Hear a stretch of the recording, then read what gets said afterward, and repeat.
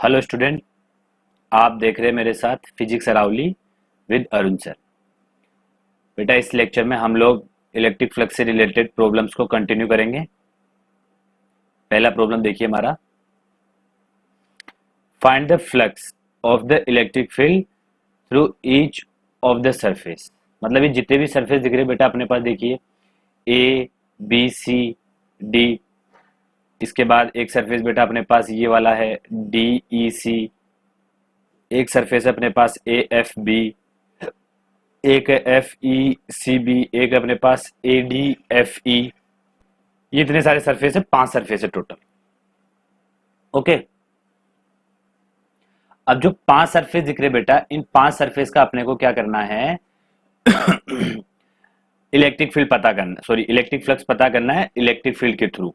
Okay, और ये electric field E given अपने को, ये जो डिस्टेंस है बेटा, ये डिस्टेंस,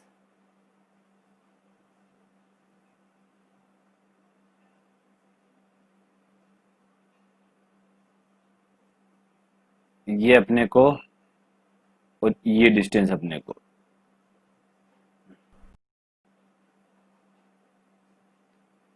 ये अपने को ए गिवन है और ये अपने को बेटा बी गिवन है। ये जो बी सी लेंथ है ये बी है, और जो ए बी लेंथ है ये अपने पास बेटा ए गिवन है, और ये एंगल बेटा अपने पास थीटा है। ओके, चलिए अब अपने से बेटा क्या पूछा है, एक तो पूरे इस क्लोज सरफेस का क्या पूछा है, फ्लक्स पूछा है, और एक अलग अलग सरफेस का पूछा है। अब अपने को ये पता है कि अगर मैं किसी क्लोज सरफेस को, ओके, किसी क्लोज सरफेस को अगर यूनिफॉर्म इलेक्ट्रिक फील्ड में रख दूं बेटा, तो नेट फ्लक्स कितना आएगा उस पे, 0 आएगा। क्यों? क्योंकि जितना फ्लक्स उसमें एंटर हो रहा बेटा उतना, सॉरी जितने इलेक्ट्रिक फील्ड लाइंस उसमें एंटर हो रहे, उतने इलेक्ट्रिक फील्ड लाइन उससे क्या है रहे बेटा, बाहर निकल रहे।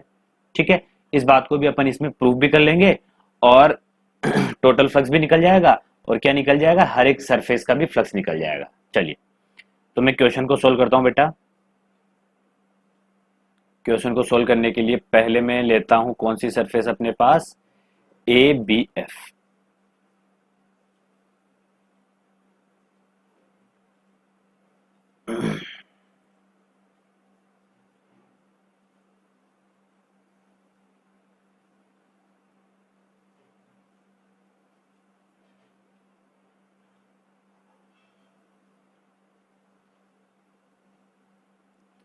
ये तो है ए, ये है एफ, और ये है बेटा बी। ओके, चलिए अब आप लोगों को ये बताना है कि इसमें एरिया वेक्टर का डायरेक्शन किधर आएगा।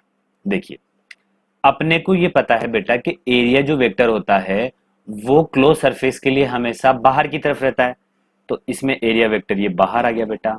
ओके, चलिए और इलेक्ट्रिक फील्ड वेक्टर किधर आएगा बेटा, इलेक्ट्रिक फील्ड वेक्टर ये इधर आएगा। ठीक है, क्योंकि ये सरफेस के क्या है बेटा, पैरेलल है। तो ये तो आ गया ई वेक्टर, और ये आ गया ए वेक्टर, और दोनों के बीच में एंगल कितना है बेटा, 90 डिग्री। तो अपने को पता है कि अगर इलेक्ट्रिक फील्ड और एरिया वेक्टर में अगर 90 डिग्री का एंगल है बेटा, तो फ्लक्स क्या होता है उस सरफेस के थ्रू, 0।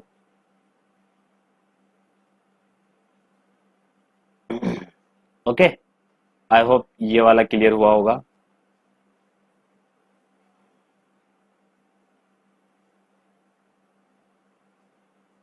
तो ये बेटा अपने पास पहला फ्लक्स आ चुका है।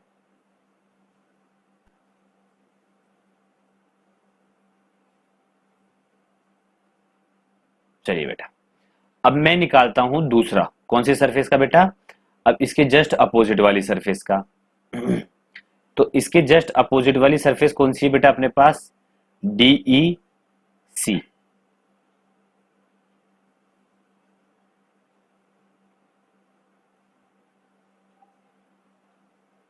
ध्यान से देखना, ये तो है डी, ये है ई, और ये है सी। इसके लिए बेटा इलेक्ट्रिक फील्ड का डायरेक्शन किधर आएगा,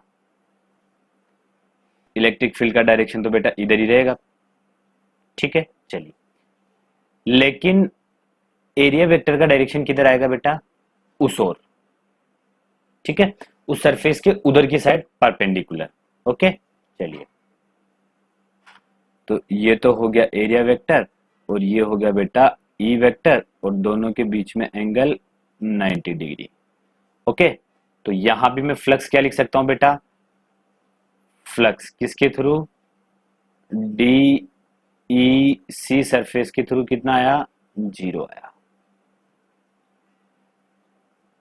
आई होप ये भी समझ में आया होगा।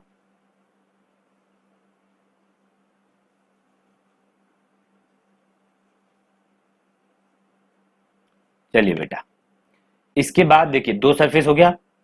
अब मैं नीचे वाला जो सरफेस है एफ ई बी सी, इसके लिए निकालता हूं बेटा। ये सेकंड के लिए भी निकाल लिया अपन ने। अब मैं थर्ड जो सरफेस है अपने पास, उसके लिए निकालता हूं बेटा।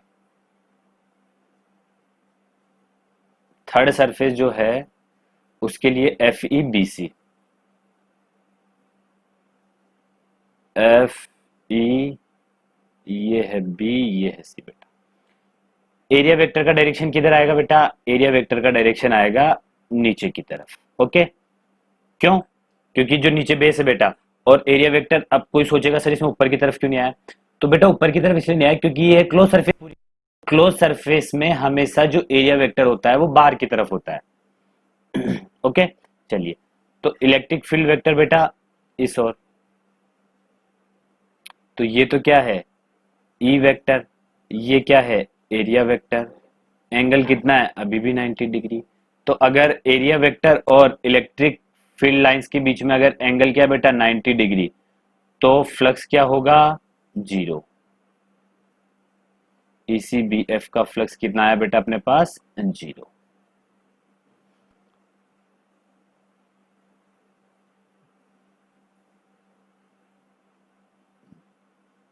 अब अपन नेक्स्ट सरफेस ले लेते हैं। चलिए, नेक्स्ट सरफेस कौन सा लूं बेटा मैं, नेक्स्ट सरफेस ले लेता हूं मैं A D E F. Okay चलिए, जो फोर्थ सरफेस ले रहा हूं बेटा मैं, वो ले रहा हूं मैं ए डी बी एफ।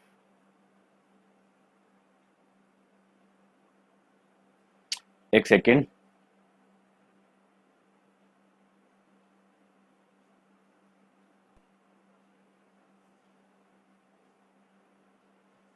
देख लीजिए सरफेस पे क्या किधर क्या है, इधर A D E F.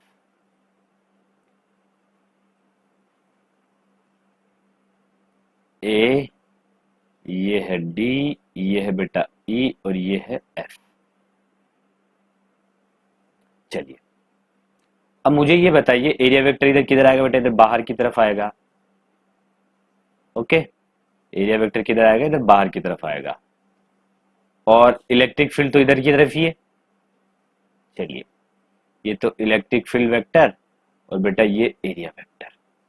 Okay चलिए, अब देखना ध्यान से, अब यहां तो 0 डिग्री है नहीं, यहाँ तो 180 डिग्री है, लेकिन ये वाला लेंथ जो है बेटा, ये वाला लेंथ, ये बी पता है अपने को। ओके चलिए, इसमें भी कोई प्रॉब्लम नहीं है। अगर ये लेंथ बेटा ए है, ठीक है, तो इसका अगर मैं कंपोनेंट लू बेटा, तो एक कंपोनेंट ये आएगा, एक कंपोनेंट ये आएगा लेंथ का, तो ये वाला कंपोनेंट कितना हो जाएगा बेटा, ए साइन थीटा, और ये वाला ए कॉस थीटा।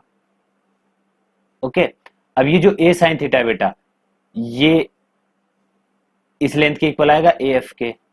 ओके चलिए, तो ए एफ लेंथ कितना हो गया, ए साइन थीटा। तो बेटा ये वाला जो लेंथ है ये कितना हो गया, ए साइन थीटा। ओके चलिए,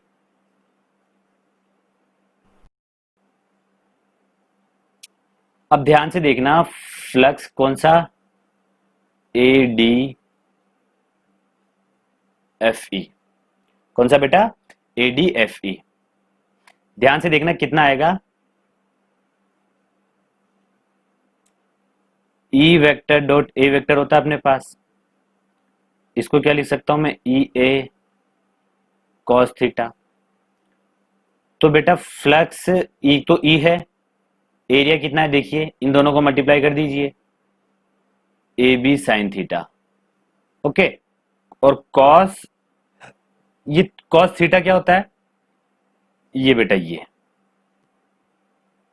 ई वेक्टर और ए वेक्टर के बीच में एंगल, ई और ए वेक्टर के बीच में एंगल कितना है, कॉस एल्फा लिख लीजिए, कोई दिक्कत नहीं है, ठीक है। और एल्फा क्या है, ये 180 डिग्री, तो कॉस 180 डिग्री कितना होता है बेटा, -1 cos 180, तो minus E A B sine theta. ये किसका वैल्यू है अपने पास, phi A B F E का वैल्यू।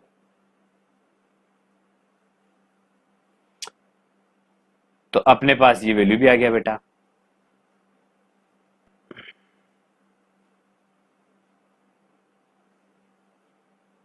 अब एक लास्ट सरफेस बची है अपने पास, कौन सी बची है, जो इंक्लाइन वाली सरफेस है बेटा, ये वाली सरफेस बची हुई है, ये वाली एडी सी बी। चलिए उसको भी बना लेता हूं मैं।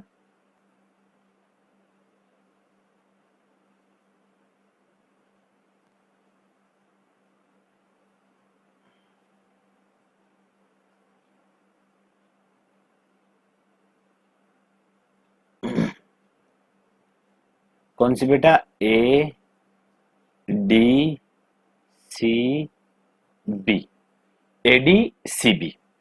ओके, चलिए कोई दिक्कत नहीं है।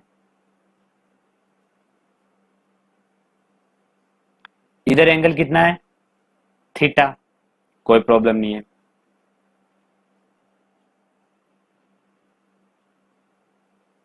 ओके, अब मुझे ये बताइए बेटा, जो एरिया वेक्टर होगा वो क्या होगा, ऐसे होगा बेटा। ओके, ये आ गया एरिया वेक्टर। और जो इलेक्ट्रिक फील्ड लाइंस वेक्टर रहेगा बेटा, इलेक्ट्रिक फील्ड वेक्टर ये इस तरह रहेगा, ये आ गया ई वेक्टर। अब एंगल देख लेते कितना एंगल है बेटा।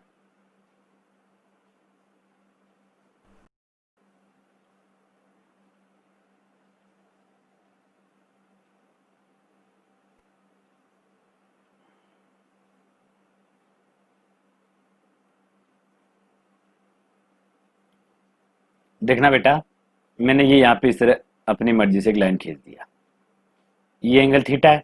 चलिए, तो ये एंगल कितना होगा, थीटा, ये एंगल 90 माइनस थीटा, तो ये एंगल कितना होगा बेटा, थीटा। तो ई और ए वेक्टर के बीच में angle 90 minus theta, E vector और ए वेक्टर के बीच में एंगल बेटा 90 माइनस थीटा। तो यहां से क्या लिख सकता हूं मैं, phi A D C B क्या होगा, E vector dot A vector. Okay, चलिए भाई, इस वर्टिकल में और ए वेक्टर में एंगल थीटा है बेटा, तो ई और ए वेक्टर में 90 माइनस थीटा। इसको ऐसे समझ सकते हैं, मैं दोबारा समझा देता हूं, देखिएगा ध्यान से।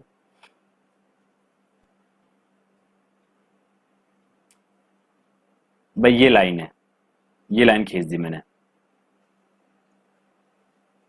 एक सेकंड में पूरा लिख के बताता हूं बेटा एक बार अच्छे से।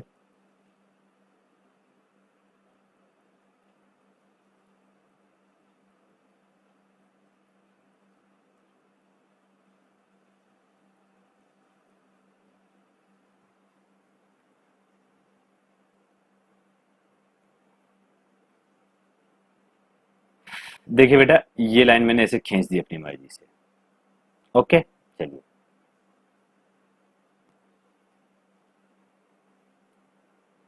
एक लाइन ये खींच दी।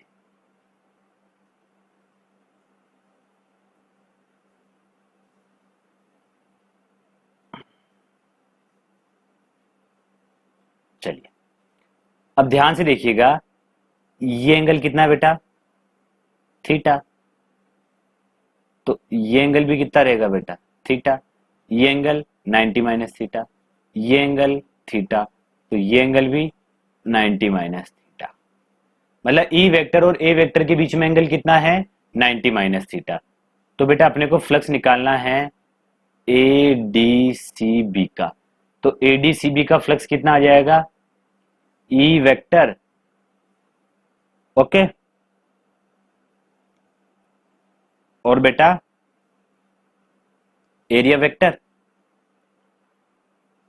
कॉस कितना 90 माइनस थीटा, ओके। चलिए अब ये लेंथ जो है बेटा, ये लेंथ ये तो है बी, और ये जो लेंथ है ये लेंथ है ए। तो एरिया वेक्टर का वैल्यू कितना हो गया, एरिया कितना हो गया, एरिया का मैग्नीट्यूड, एरिया का मैग्नीट्यूड हो गया ए बी। और cos 90 माइनस थीटा क्या होता है बेटा, साइन थीटा। तो five A D C B, ये आ गया अपने पास five A D C B.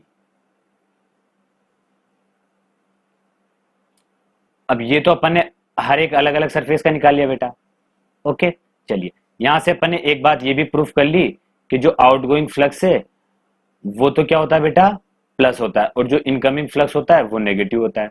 क्योंकि ध्यान से देखना, ये जो फ्लक्स निकाला अपन ने बेटा, ये फ्लक्स, ये कौन सा आउटगोइंग, ये देखिए इधर से बाहर निकल रहा है, और ये वाला कौन सा था, इनकमिंग, ये देखिए इस सरफेस में एंटर हो रहा था, ओके। चलिए अब इनकमिंग फ्लक्स तो आया नेगेटिव, आउटगोइंग फ्लक्स आया पॉजिटिव। अब क्या करना है अपने को बेटा, टोटल फ्लक्स पता करना है। तो देखिए ये जीरो, ये जीरो, ये जीरो, ये कितना, ये भी साइन थीटा माइनस में, और ये प्लस में, ये भी साइन थीटा। तो नेट फ्लक्स क्या होगा बेटा, नेट फ्लक्स हो जाएगा इस क्लोज सरफेस के लिए जीरो। तो यहां अपन ने ये भी प्रूफ कर दिया कि बेटा आउटगोइंग फ्लक्स जो होता है वो तो क्या होता है पॉजिटिव, इनकमिंग फ्लक्स क्या होता है नेगेटिव, ये इनकमिंग फ्लक्स है, ठीक है, ये क्या है आउटगोइंग फ्लक्स। और नेट फ्लक्स किसी भी क्लोज सरफेस के लिए अगर उसे मैं यूनिफॉर्म इलेक्ट्रिक फील्ड में रख दूं बेटा, तो नेट फ्लक्स क्या होगा उसके लिए एसोसिएट जो उससे रहेगा फ्लक्स जीरो। आई होप ये क्वेश्चन समझ में आया होगा। आगे नेक्स्ट क्वेश्चन की ओर बढ़ते हैं बेटा। नेक्स्ट क्वेश्चन देखिए बेटा, ये कोई है और ये कहां रखा हुआ है, यूनिफॉर्म इलेक्ट्रिक फील्ड के अलोंग इस तरह से रखा हुआ है। अपन से पूछा गया find the electric field, electric field नहीं electric flux through cylindrical surface circular lid, ये जो सिलेंडर के ये सर्कुलर लीड है ये, और एंटायर क्लोज सरफेस। तो बेटा पहले अपन क्या करते हैं, सर्कुलर लीड के लिए निकालते हैं। ये सर्कुलर लीड है, इसके थ्रू बेटा क्या निकालना है, इलेक्ट्रिक फील्ड निकालना है।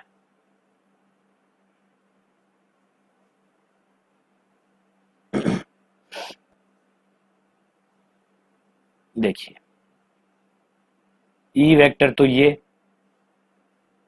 एरिया वेक्टर बेटा इधर आएगा, क्योंकि हमको पता है कि जो एरिया वेक्टर होता है बेटा वो किधर आता है क्लोज सरफेस के लिए, आउटवर्ड।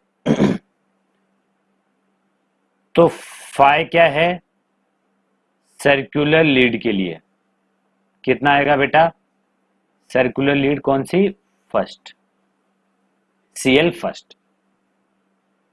ई तो ई है, ए कितना है बेटा पाई आर स्क्वायर, और कॉस 180। मैं डायरेक्ट यूज कर रहा हूं, अपने को पता है phi is equal to uniform के लिए कितना होता है, E vector dot A vector, या फिर ई ए कॉस 180। तो मैं डायरेक्ट इस फॉर्मूला में वैल्यू रख रहा हूं, ओके। चलिए तो फाई सी वन फर्स्ट कितना हो जाएगा बेटा, E pi R square minus में हो जाएगा बेटा।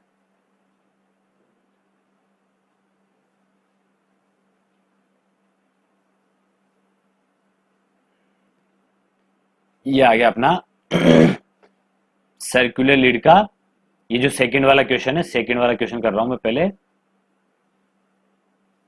सेकंड वाले क्वेश्चन का बेटा एक आंसर तो आ गया।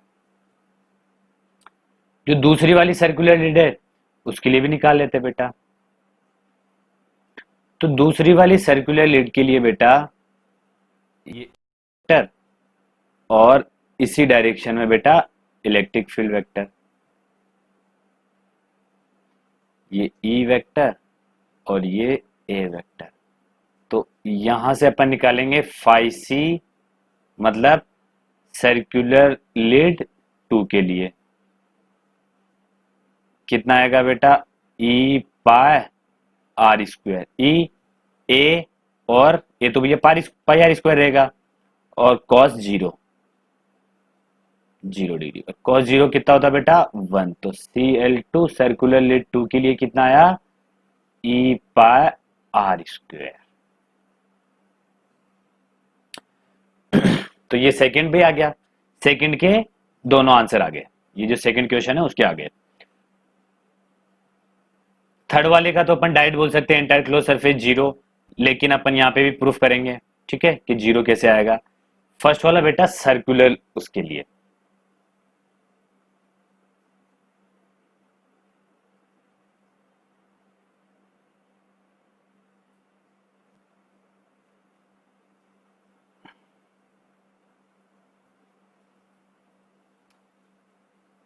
अब ये सर्कुलर लिंड नहीं लेनी बेटा अपने को, अब ये हटा देनी है। क्यों? क्योंकि सिर्फ सिलेंड्रिकल जो हिस्सा दिख रहा है उसके बारे में पूछा गया है, बस इसके बारे में पूछा गया है, सिलेंड्रिकल सरफेस, जो गोल सिलेंड्रिकल सरफेस है उसके लिए। अब इसके लिए बेटा ई वेक्टर तो इधर आएगा, और एरिया वेक्टर किधर आएगा इसके लिए, इसके लिए एरिया वेक्टर आएगा बेटा अपने पास ऊपर की तरफ। मतलब जो एरिया वेक्टर रहेगा बेटा वो क्या रहेगा इसके लिए, अगर मैं इस सरफेस की बात करूं तो इसके लिए ऐसे, यहां की बात करूं तो इसके लिए ऐसे, अगर नीचे की बात करूं तो उसके लिए ऐसे, ओके, अगर यहां की बात करूं तो उसके लिए ऐसे, यहां की बात करूं तो उसके लिए ऐसे, मतलब रेडियली आउटवर्ड टाइप से रहेगा बेटा, इस तरह से एरिया वेक्टर, इस तरह से, इस तरह से, ओके। ऐसे रहेगा।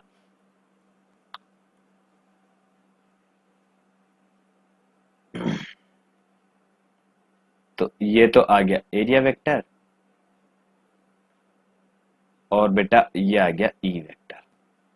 अब देखिए कहीं भी लीजिए, कहीं भी, अगर मैं इलेक्ट्रिक फील्ड वेक्टर यहां लेता हूं बेटा इस जगह, तो एरिया वेक्टर इधर आ जाएगा। तो हर जगह क्या हो रहा है बेटा, एरिया वेक्टर और इलेक्ट्रिक फील्ड वेक्टर के बीच में 90 डिग्री एंगल, तो फाई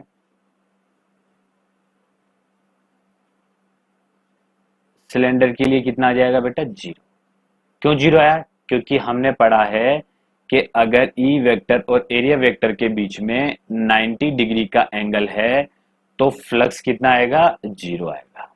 चलिए, तो फर्स्ट सेकंड निकल गया बेटा, थर्ड निकाल लीजिए। थर्ड कितना आएगा, एंटायर फ्लक्स, सारे फ्लक्स को ऐड कर दीजिए। एक तो है pi E pi R square, E pi R square, एक minus E pi R square, एक है जीरो। तो सबको ऐड करा बेटा तो कितना आया, नेट जीरो आया। तो जो एंटायर फ्लक्स है वो भी कितना आया, जीरो। तो हम यहां से देखिए क्या समझ सकते हैं, ध्यान से देखना, एक बार फिर से समझाता हूं। देखिए, जितना इनकमिंग फ्लक्स है उतना ही आउटगोइंग फ्लक्स होगा। क्यों? क्योंकि जो इलेक्ट्रिक फील्ड लाइन सिलेंडर में एंटर हो रही है वही इलेक्ट्रिक फील्ड लाइन इससे सिलेंडर से क्या कर रही है बेटा, बाहर निकल रही है। तो incoming flux magnitude wise is equal to outgoing flux.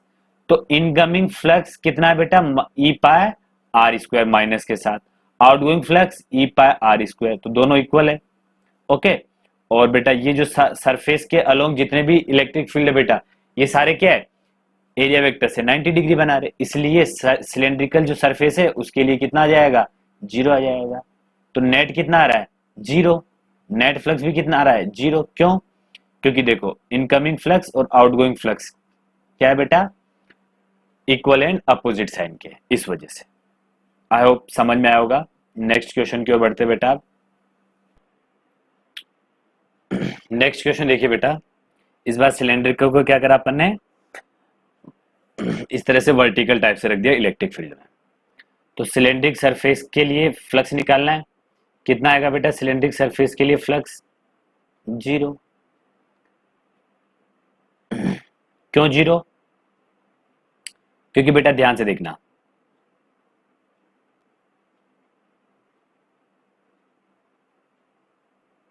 अभी बताते हैं।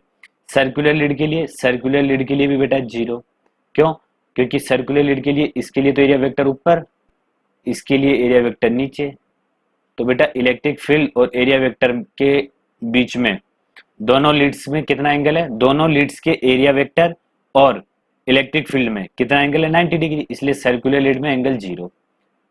अगर बेटा ये क्लोज सरफेस है और क्लोज सरफेस कहाँ पे रखी हुई है? किसी इलेक्ट्रिक फील्ड में रखी हुई है, यूनिफॉर्म इलेक्ट्रिक फील्ड में। तो बेटा एंटायर क्लोज सरफेस के लिए फ्लक्स कितना आएगा? जीरो आएगा। देखिए सिलेंड्रिकल सरफेस के लिए जीरो क्यों आया बेटा? इसके लिए जीरो क्यों आया? क्योंकि देखना ध्यान से, सर्कुलर लीड के लिए जीरो है भाई, इसके लिए इलेक्ट्रिक फ्लक्स जीरो, इसके लिए जीरो। अब बचा क्या? सर्कुलर सर्कुलर सरफेस बचा सिर्फ सिलेंडर का। तो जो सिलेंडर का सर्कुलर सिलेंड्रिकल सरफेस बच रहा है बेटा, ठीक है। एंटायर क्लोज सरफेस भी जीरो है, तो बेटा ये अपने आप ही सिलेंड्रिकल सरफेस का फ्लक्स भी क्या होगा बेटा? जीरो होगा। अब अपने पास जो मेन टास्क है बेटा वो है ये फाइंड करना। ये मेन टास्क क्या है? इनकमिंग फ्लक्स फाइंड करना। हाँ, ये तो पता है अपने को कि जितना इनकमिंग है उतना ही आउटगोइंग है, लेकिन इनकमिंग एक्चुअल में है कितना? अपन को ये भी पता है कि इनकमिंग क्या होता है? फ्लक्स नेगेटिव होता है, आउटगोइंग फ्लक्स क्या होता है? पॉजिटिव होता है। दोनों को जब ऐड करते हैं तो नेट जीरो आ जाता है। लेकिन इनकमिंग यहाँ पर है कितना, ये अपने लिए एक टास्क है, ये अपने को फाइंड करना है। ठीक है, चलिए तो इसको फाइंड करने का एक सिंपल वे बताऊंगा, सिंपल तरीका। ठीक है बेटा, चलिए आगे बढ़ते हैं इसमें। ध्यान से देखना बेटा,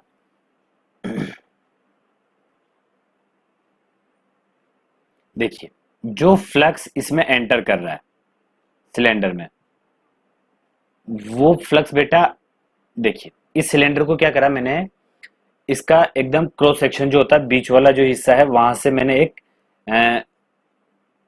वो मान लिया बेटा, एक रेक्टेंगल मान लिया।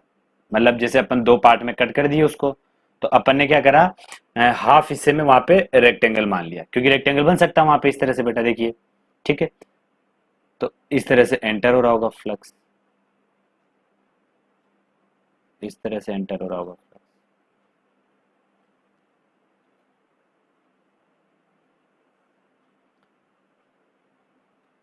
तो यहां पे अपने को बेटा ये साफ साफ दिख रहा है कि जो फ्लक्स सिलेंडर में एंटर, वही सारा फ्लक्स बेटा, सॉरी फ्लक्स नहीं, जो इलेक्ट्रिक फील्ड लाइंस सिलेंडर में एंटर हो रही है, वही सारे इलेक्ट्रिक फील्ड लाइंस बेटा इस रेक्टेंगल से, ये जो रेक्टेंगल दिख रहा है, इससे क्या कर रही है? बाहर निकल रही है। ओके, तो हमको ये पता है कि देखिए सिलेंडर में जो एंटर हो रहा है वो क्या है, उससे क्या निकलेगा? Incoming flux. जो इनकमिंग फ्लक्स रहेगा बेटा वो क्या रहता है? माइनस रहता है, ये तो पता है। वो किसके इक्वल रहेगा बेटा? आउटगोइंग फ्लक्स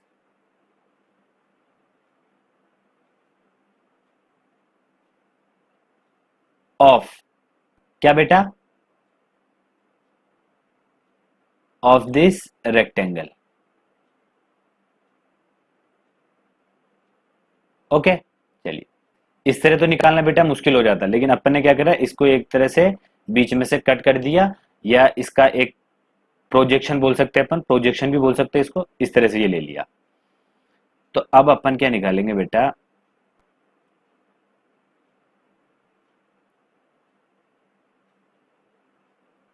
ये जो रेक्टेंगल दिख रहा है, इस रेक्टेंगल का अपन बेटा क्या निकालेंगे, देखना ध्यान से।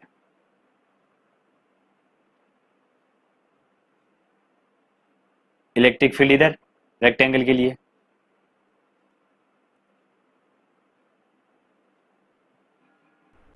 एरिया वेक्टर इधर। ओके, चलिए अब ध्यान से देखना बेटा, इसका ये लेंथ तो क्या है बेटा? 2r, और ये लेंथ कितना है बेटा? l। देखिए जब इसका रेडियस बेटा अगर r है, तो ये पूरा क्या हो जाएगा? 2r। तो इनकमिंग फ्लक्स कितना हो जाएगा? ध्यान से देखिएगा,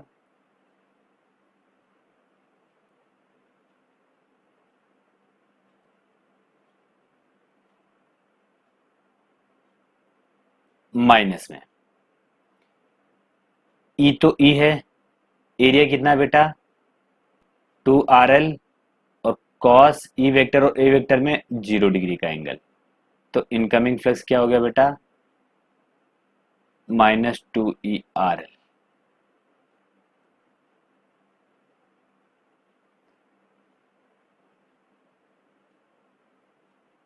ये अपना इनकमिंग फ्लक्स आ गया।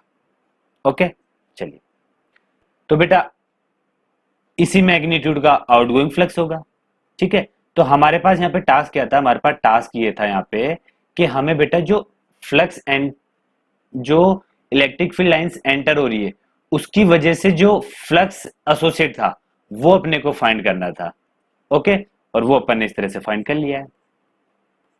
अब नेक्स्ट क्वेश्चन में यही कॉन्सेप्ट अपन अब सारे ये चीजें नहीं करेंगे, सिर्फ क्या निकालना चाहेंगे अपन इनकमिंग फ्लक्स। ओके चलिए, तो नेक्स्ट क्वेश्चन की ओर बढ़ते बेटा।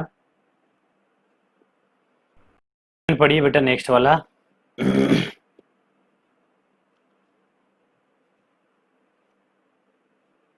ये क्या है अपने पास बेटा एक कौन है।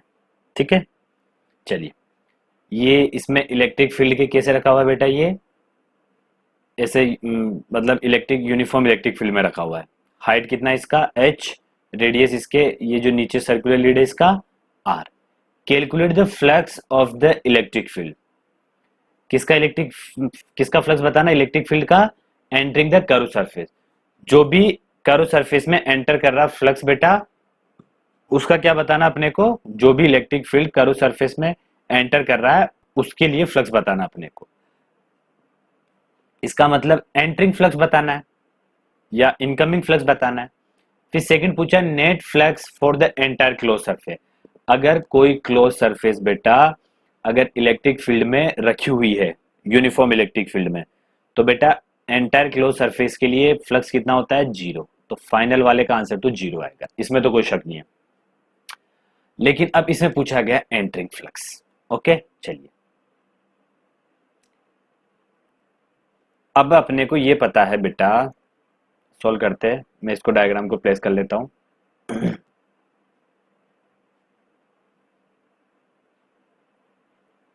ध्यान से देखिएगा।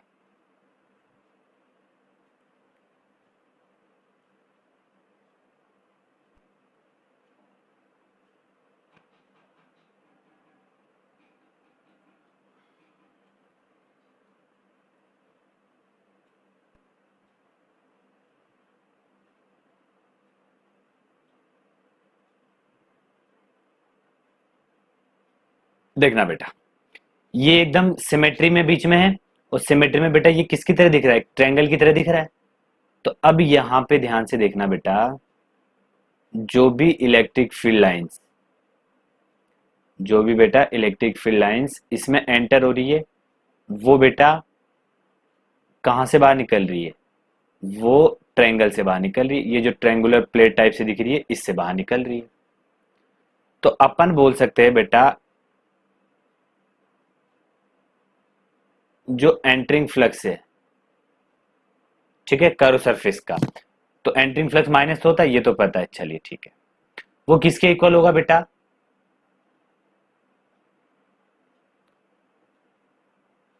Flux of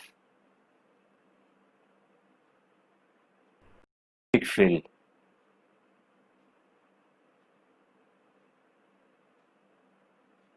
living this triangle. Okay चलिए, तो ये जो ट्रायंगल है बेटा ये ट्रायंगल बना लिया अपन ने। इस ट्रायंगल के लिए बेटा इलेक्ट्रिक फील्ड ऐसे बाहर की तरफ। ठीक है चलिए, मैंने इसको थोड़ा इस तरह से घुमा दिया है। चलिए मैं इसको घुमाता नहीं हूँ, अब मैं वैसा का वैसा ही बनाता हूँ। Living this triangle.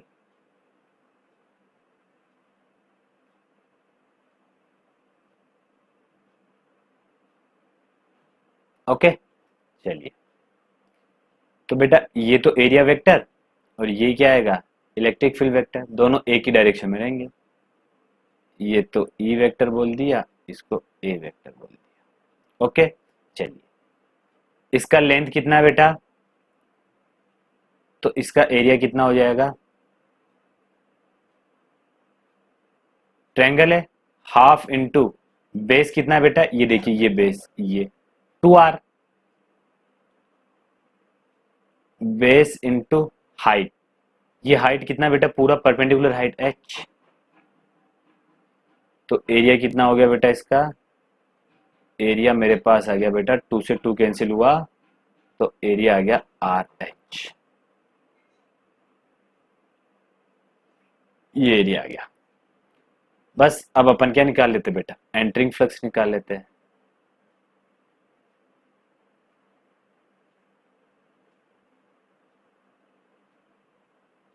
जो एंटरिंग फ्लक्स रहेगा बेटा वो नेगेटिव रहेगा, तो नेगेटिव लगा दिया।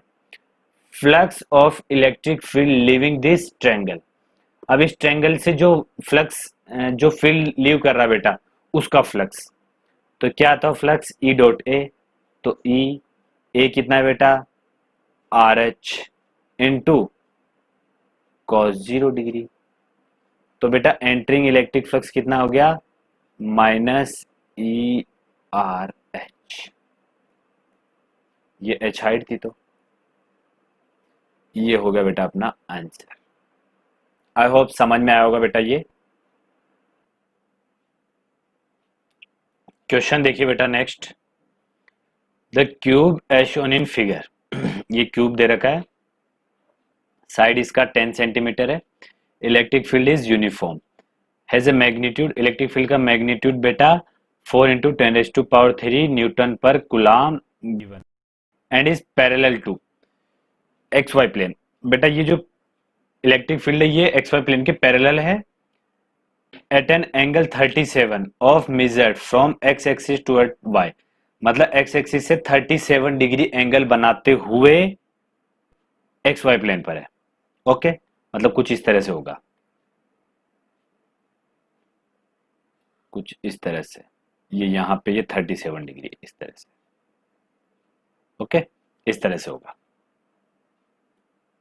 पर एक्स वाई प्लेन के पैरेलल।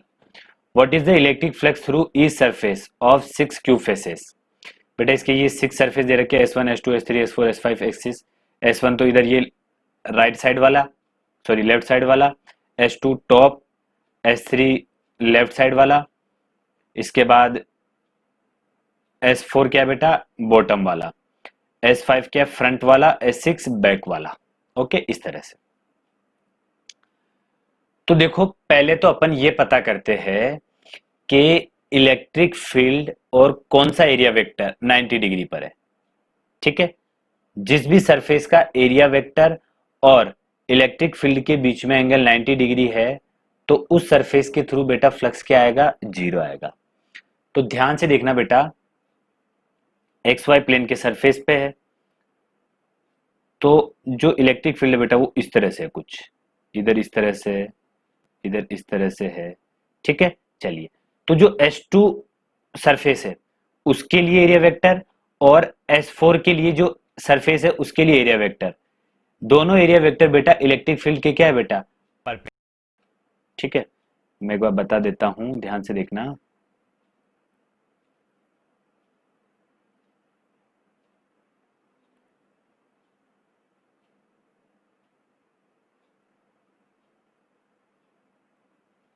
मैं थोड़ा इधर ही बना लेता हूं, कोई दिक्कत नहीं है। ये वाले दिखने में 45 लग रहा है, चलिए एक सेकेंड,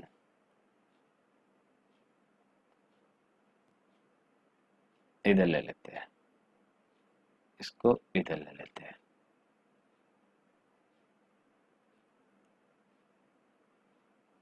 ये ई वेक्टर है बेटा, इस तरह से क्या आ रहा है, ई वेक्टर आ रहा है इस तरह से। ओके चलिए, कितना एंगल बनाते हुए बेटा, 37,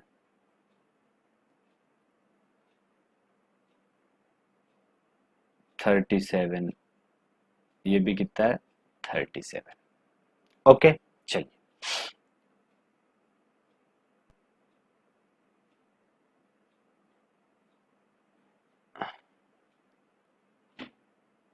तो हम क्या बोल सकते हैं बेटा, जो फाई S2 आएगा वो क्या रहेगा, 0, φS4 आएगा, वो भी क्या रहेगा, जीरो। इतना क्लियर हुआ क्यों जीरो रहेंगे बेटा? इसलिए जीरो रहेंगे क्योंकि जो इलेक्ट्रिक फील्ड वेक्टर है वो बेटा S2 सरफेस के एरिया वेक्टर से और S4 सरफेस के एरिया वेक्टर से 90 डिग्री का एंगल बना रहा है, इस वजह से। और अगर एरिया वेक्टर और इलेक्ट्रिक फील्ड में 90 डिग्री का एंगल है बेटा, तो क्या हो जाएगा, फ्लक्स जीरो। भाई S2 का एरिया वेक्टर ऊपर की तरफ, क्लोज सरफेस का एरिया वेक्टर हमेशा बाहर की तरफ आता है, तो वेक्टर ऊपर की तरफ, इसका एरिया वेक्टर नीचे की तरफ, लेकिन है तो इलेक्ट्रिक फील्ड के परपेंडिकुलर। चलिए, अब अपने बेटा ऊपर वाले सरफेस और नीचे वाली सरफेस का तो फिनिश हो गया। अब मैं क्या करता हूं, टॉप व्यू ले लेता हूं। किसका टॉप व्यू लेता हूं बेटा मैं, एक्स वाई का।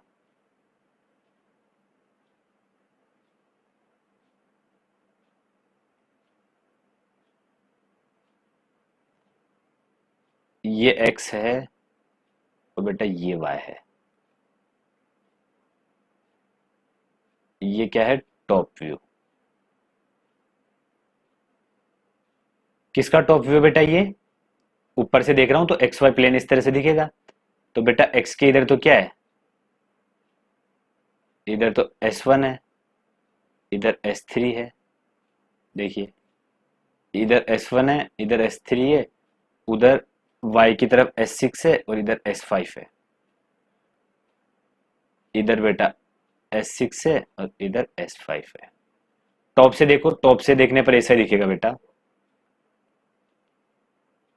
ये तो है S1, ये है S3, ये है S6 और ये है बेटा S5।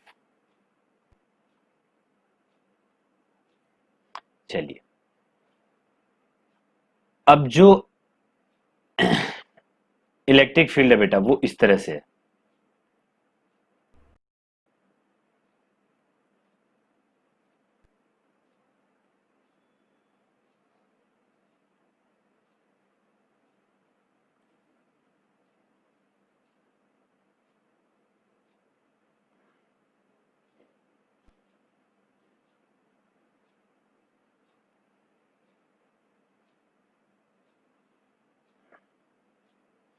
इस तरह से बेटा, ओके। चलिए, तो बेटा ये इससे कितना एंगल बना रहा है, एक्स से 37। क्वेश्चन में गिवन है अपने को, ये इधर से 37 बना रहा है, तो बेटा इधर से भी कितना बनेगा, 37। ओके। चलिए, ये तो क्लियर हो गया कि जो S5 है, S5 ये E से कितना एंगल बना रहा है, 37 बना रहा है। अब देखिए, ये इधर अगर 37 है बेटा, तो ये कितना है, 53। ओके। चलिए, अब अपने को पता है, देखना ध्यान से, इस सरफेस में जो इनकमिंग हो रहा है बेटा S1 के अंदर, तो चलिए ऐसा मत बोलिए, कोई दिक्कत नहीं।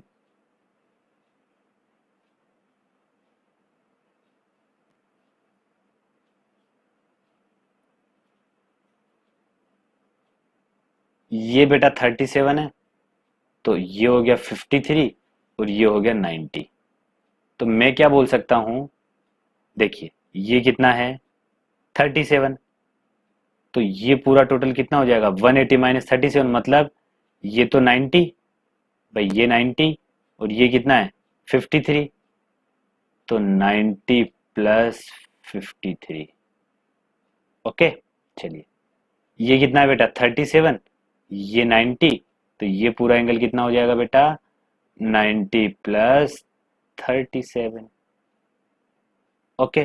चलिए, अब अपन डायरेक्ट कैलकुलेट कर लेते हैं।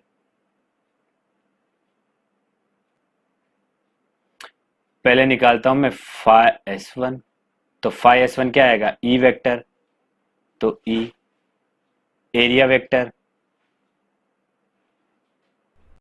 ई ए। ओके, ई ए और एंगल बेटा कॉस 90 प्लस 37, तो ई ए कॉस 90 प्लस 37 बेटा 90 में चेंज होता है, तो माइनस साइन भाई कोस 90 प्लस 37 क्या होता है, माइनस साइन 37। ओके चलिए, फाइव एस वन माइनस ई कितना है बेटा, मैग्नीट्यूड वाइज देखिए ई 4 × 10⁻³ 4 × 10⁻³ एरिया, साइड कितना 10 सेंटीमीटर। तो जो भी बेटा सरफेस है वो क्या है, अपने आप में एक रेक्टेंगल या स्क्वायर बोल सकते हैं। तो 0.1 मीटर का स्क्वायर आ जाएगा, 10 सेंटीमीटर है तो। और साइन 37 कितना होता है बेटा, साइन 37 होता है 3/5। इसको सोल्व करके बताइए कितना आता है, तो कितना है बेटा 24 5s1। तो ये आ गया अपने पास 5s1। यूनिट क्या होता है, न्यूटन मीटर स्क्वायर पर कूलम। 5s1 आ गया। इसके बाद 5s2 निकाल लीजिए। 5s2 तो निकाल लिया था, 5s3 निकालते बेटा आप। ओके, अब 5s3 भी बेटा वही ई कितना है 4 × 10⁻³ इंटू ए कितना है 0.1 का स्क्वायर इंटू यहाँ पे आएगा बेटा। अब देखिए S3, ये जो सरफेस S3 है बेटा, उसका एरिया वेक्टर इधर ही आएगा S3 की तरफ ही। तो वो और इलेक्ट्रिक फील्ड में एंगल देखिए, यहाँ पे बात कर रहा हूं मैं, कितना है बेटा 53। तो cos 53, और cos 53 कितना होता है बेटा, cos 53 होगा 3/5। तो देखिए सारी चीज वही है, 4 × 10⁻³ cos 53 3/5 हो जाएगा। मतलब ये वाली चीज और ये वाली चीज एक ही है, ठीक है, बस माइनस का फर्क है, यहाँ माइनस लिख लीजिए। तो 24 न्यूटन मीटर स्क्वायर पर कूलम। तो अपन क्या बोल सकते बेटा, देखिए इस सरफेस में जो इनकमिंग हुआ वो तो माइनस आया, और इस सरफेस में जो आउटगोइंग हुआ वो कितना आया पॉजिटिव। तो इसी तरह अगर इस सरफेस में जो इनकमिंग होगा बेटा वो इस सरफेस में आउटगोइंग होगा, ठीक है। तो मैं क्या बोल सकता हूं, अगर मैं, देखना ध्यान से,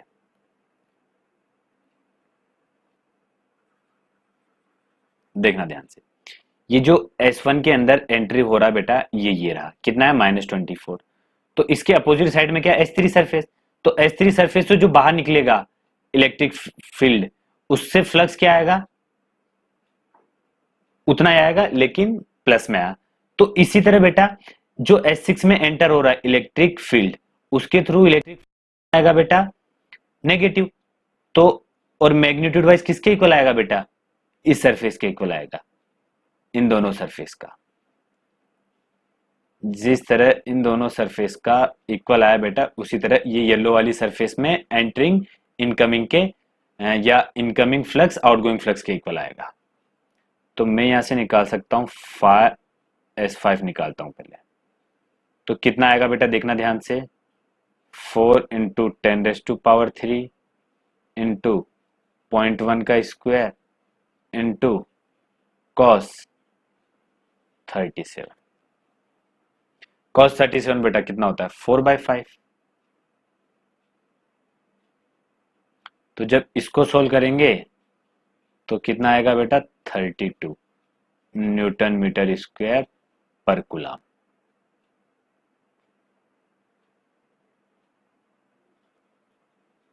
इससे ये आया बेटा।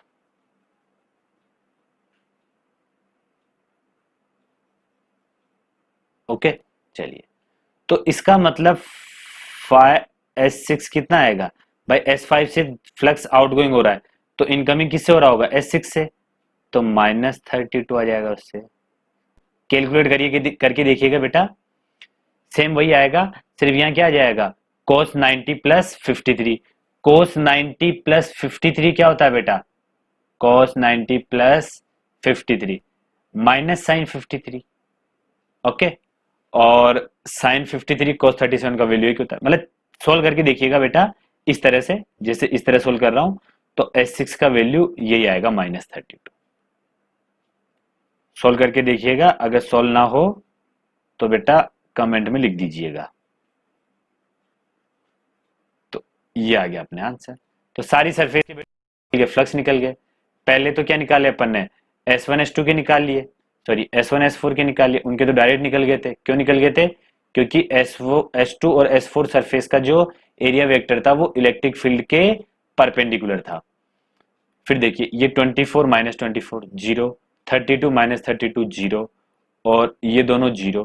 तो नेट सारे सरफेस का यह क्या बोल सकते हैं? Second answer, what is the total electric flux through the all faces of cube? क्या हो जाएगा बेटा? जीरो हो जाएगा।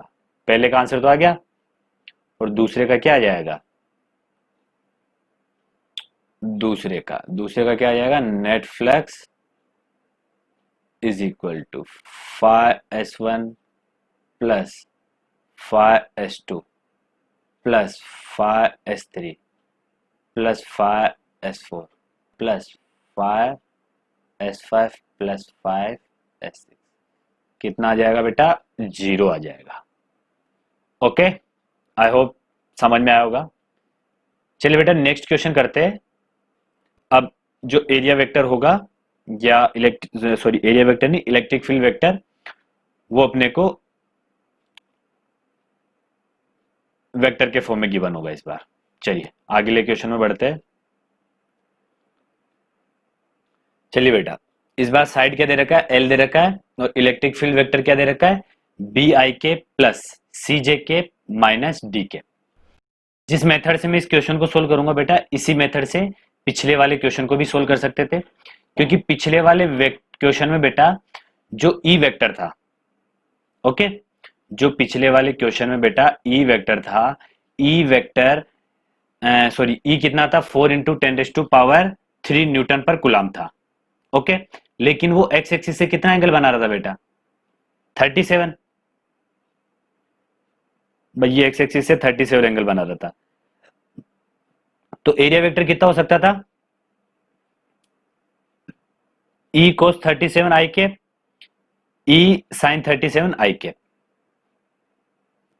सॉरी, एरिया वेक्टर नहीं, इलेक्ट्रिक फील्ड को वेक्टर फॉर्म में कैसे लिख सकता था मैं? एरिया इलेक्ट्रिक फील्ड का एक कंपोनेंट इधर, एक कंपोनेंट इधर।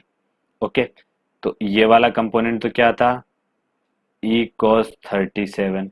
ये कितना आता? ई साइन 37। तो इलेक्ट्रिक फील्ड वेक्टर कितना बन जाता बेटा? ई कॉस 37 आई कैप प्लस ई साइन 37 जे कैप, और के कैप था ही नहीं इसमें। चलिए, तो अभी इस वाले क्वेश्चन को मैं जिस मेथड से सोल्व करूंगा, तो अभी जो प्रीवियस क्वेश्चन करवाया उसको भी इसी मेथड से सोल्व कर सकते हैं बेटा। ओके, चलिए सारी चीजें वही निकालनी है सारी सरफेस के लिए। चलिए पहले मैं यहां पे पता कर लेता हूं बेटा। देखिए एरिया वेक्टर दे रखा है, अब मुझे निकालिए S1 वेक्टर कितना है। S1 वेक्टर मतलब S1 क्या है? एरिया वेक्टर का डायरेक्शन है। तो जो S1 आएगा बेटा, इस S1 वेक्टर का मैग्नीट्यूड तो कितना रहेगा? L square. ओके, चलिए किस ओर है बेटा ये डायरेक्शन? ये तो जे कैप है, तो उधर माइनस जे कैप, तो माइनस जे कैप। ये तो आ गया S1। इसके बाद S2 वेक्टर। S2 वेक्टर बेटा, S2 वेक्टर किधर है? ऊपर की तरफ, और ऊपर की तरफ क्या बेटा? के कैप, तो एल स्क्वायर के कैप। S2 के बाद S3 वेक्टर। S3 वेक्टर किधर है बेटा? जे की तरफ, तो S3 वेक्टर आ गया एल स्क्वायर जे कैप। S4 वेक्टर कितना है बेटा? S4 नीचे की तरफ है, तो नीचे की तरफ माइनस के कैप है। देखो एरिया तो सभी का सेम है, क्योंकि साइड क्या? L, L square L square, लेकिन अपन क्या कर रहे हैं? उनको वेक्टर फॉर्म में बनाने के लिए डायरेक्शन से मल्टीप्लाई कर दे रहे हैं बस। S5 वेक्टर, अब S5 वेक्टर बेटा इधर x की तरफ फ्रंट में है, तो एल स्क्वायर आई कैप। और S6 वेक्टर कितना आ जाएगा बेटा? माइनस एल स्क्वायर आई कैप। देखिए 3 माइनस 3 प्लस। चलिए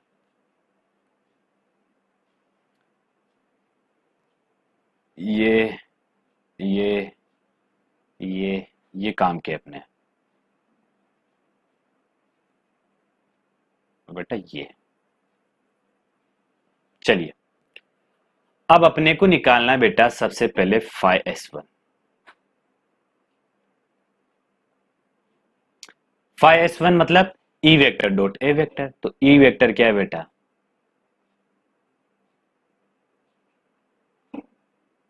माइनस डी के कैप। इसका डॉट प्रोडक्ट करना है किसके साथ, S1 वेक्टर के साथ। S1 क्या है बेटा, एरिया वेक्टर है।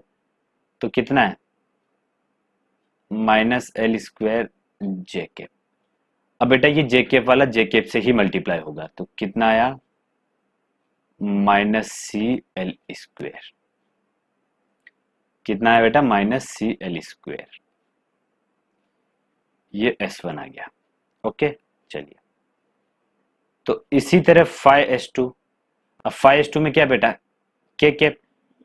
तो के कैप वाले कंपोनेंट को मल्टीप्लाई कर दो। इधर है माइनस डी, इधर है एल स्क्वायर। ओके, तो एल स्क्वायर को माइनस डी से मल्टीप्लाई करूंगा बेटा, तो आ जाएगा माइनस डी एल स्क्वायर। ये क्या आ गया, फाइ S2 आ गया। इधर फाइ S3 निकाल लीजिए। फाइ S3, S3 में क्या है बेटा, जे कैप, और इधर जे कैप। तो जे कैप का इधर कंपोनेंट सी है, इधर एल स्क्वायर है। तो एल स्क्वायर मतलब C L square, C L square. ये क्या आ गया, S3 आ गया। इसी तरह बेटा फाइ S4 निकाल लेता हूं। तो मैं क्या है बेटा, एल स्क्वायर माइनस का, और इधर के कैप का कंपोनेंट तो इधर एल स्क्वायर है, इधर के कैप का कंपोनेंट डी है। तो डी माइनस एल स्क्वायर कितना हो गया, डी एल स्क्वायर। तो ये आ गया बेटा डी एल स्क्वायर।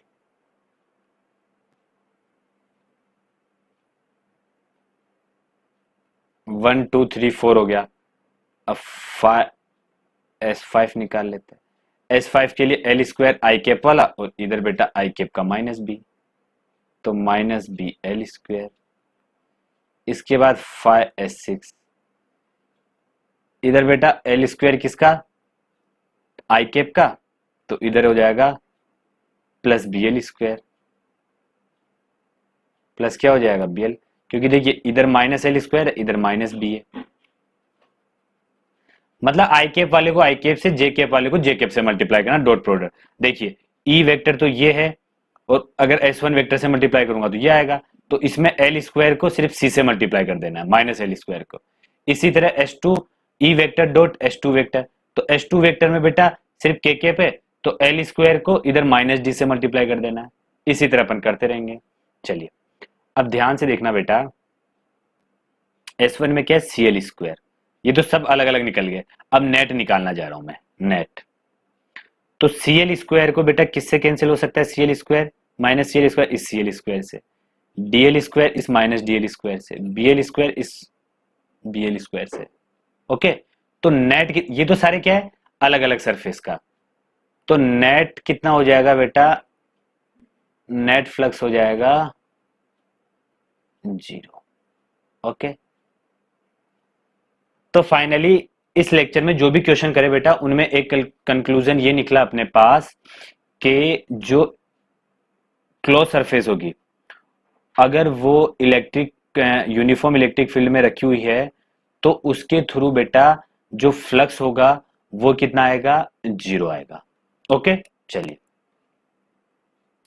अब ये जो क्वेश्चन था अपना प्रीवियस क्वेश्चन बेटा, देखिए ये वाला, इस क्वेश्चन में ये ई वेक्टर था, और उसमें भी same S1 S2 S3 vector क्या थे बेटा, सेम यही वाले थे। ये जो इस वाले क्वेश्चन में निकाले अपन ने, यही वाले। ठीक है, चलिए, तो ई वेक्टर डॉट देते फाइ S1 के लिए, फाइ S2 के लिए ई वेक्टर डॉट S2 वेक्टर कर देते, E dot S3 E dot S4। तो सभी का आंसर निकालते बेटा, यही आंसर आते। तो इस वाले क्वेश्चन को ये जो प्रीवियस क्वेश्चन कराया था इससे पहले से, उस क्वेश्चन को आपको बेटा इस मेथड से भी करके सोल्व करके देख लेना। ठीक है, ऐसा कोई प्रॉब्लम नहीं आएगा। ओके, नेक्स्ट लेक्चर में मिलते हैं बेटा।